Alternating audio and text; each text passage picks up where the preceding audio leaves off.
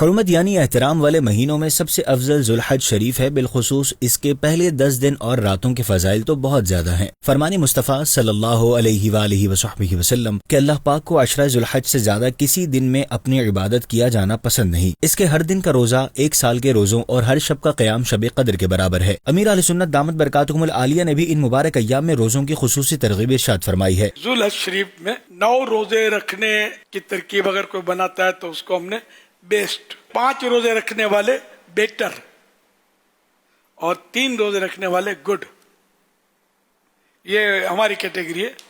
تو 9 روزے رکھ لیجئے، اللہ توفیق دے دو، ورنہ 5 رکھ لیجئے، ورنہ 3 تو رکھ ہی لیجئے۔ اور روزانہ اس میں درود شریف بھی پڑھنے 700 مرتبہ۔